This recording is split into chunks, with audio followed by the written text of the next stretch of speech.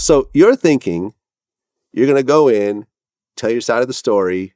You're a bodyguard. You're doing your job. Yeah. They would say, thank you, Mr. Malik. You're free to go and you'll be on your way. That's what I thought. But It's not what happened.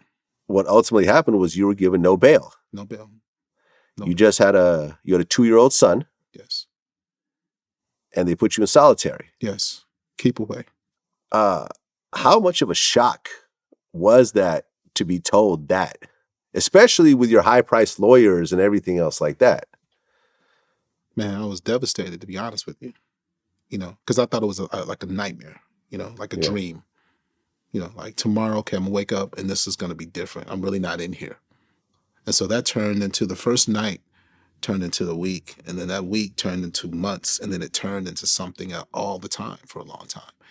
Until they finally filed, I think it was my attorney, Donald Ray, who filed like it was a writ of habeas corpus or something that said that, look, there's no way he should be in jail. You guys know the facts of the case, blah, blah. He's never been in trouble. He's a bodyguard, blah, blah, blah.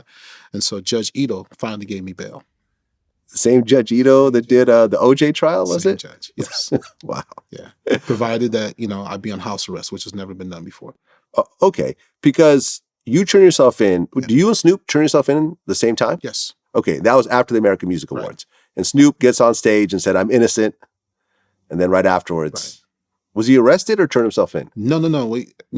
I was there. I turned myself in. I think they brought Snoop in, as, what was it? What do you call that? Accessory, or something like that. Okay. Was he given a bail?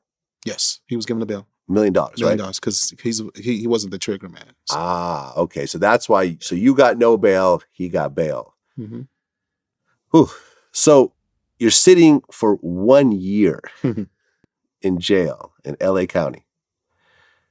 So are you in solitary the whole time, or did they let you into general population? Never was I in general. Why? Because they felt you were. Well, were they just messing with you, or they felt like there was a risk? No, it was. They I guess they felt it was a possible risk because it was Snoop. It was. They thought it was gang related. Yeah. And so it was a K-10 keep away at the time. They moved me all over the place. I mean, I've interviewed a lot of people who've done prison time over the years.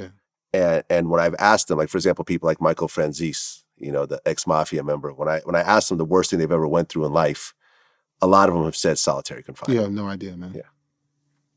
Can't explain it to you. Yeah. I try to tell my sons and my wife, and right now, what sometimes it's, you're scarred for life in a sense, because you go through something in there where it's life changing.